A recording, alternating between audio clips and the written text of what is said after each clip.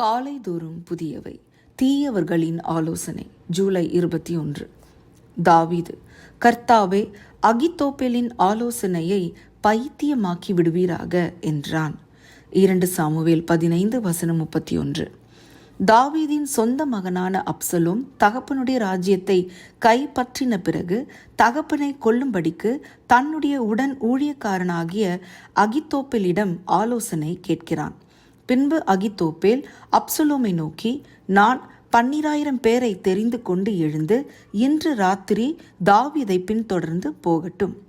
அவன் விடாதவனுமாய் கை தளர்ந்தவனுமாய் இருக்கையில் நான் அவனிடத்தில் போய் அவனை திடுக்கிட பண்ணுவேன். அப்போது அவனோடு இருக்கும் ஜனங்கள் எல்லோரும் ஓடிப்போவதினால் நான் ராஜா ஒருவனை மாத்திரம் வெட்டி ஜனங்களை எல்லாம் உம்முடைய வசமாய் திரும்ப பண்ணுவேன் என்றான். இந்த வார்த்தை அப்சலோமின் பார்வைக்கும் இஸ்ரவேலுடைய சகல மூப்பரின் பார்வைக்கும் நலமாய் தோன்றினது. ஆகிலும் அப்சலோம் அர்க்கியனாகிய ஊசாயை கூப்பிட்டு அவன் வாய்மொழியையே கேட்போம் என்றான்.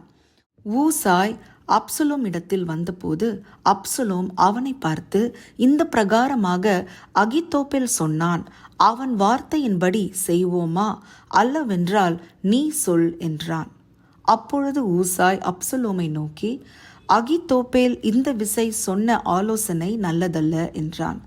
மேலும் ஊசாய், உம்முடைய தகப்பனும் அவன் மனுஷரும் பலசாலிகள் என்றும் வெளியிலே குட்டிகளை பறிகொடுத்த கரடியைப் போல மனம் மெரிகிறவர்கள் என்றும் நீர் அறிவீர்.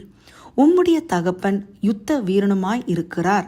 அவர் ராக்காலத்தில் ஜனங்களுடைய தங்க மாட்டார். இதோ அவர் இப்பொழுது ஒரு கெபியிலாவது வேற யாதொரு இடத்திலாவது ஒளிந்திருப்பார்.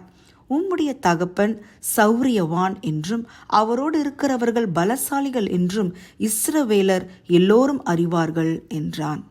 அப்பொழுது அப்சலோமும் இஸ்ரவேல் மனுஷர் அனைவரும் அகித்தோப்பேலின் ஆலோசனையை பார்க்கிலும் அர்க்கியானாகிய ஊசாயின் ஆலோசனை நல்லது என்றார்கள்.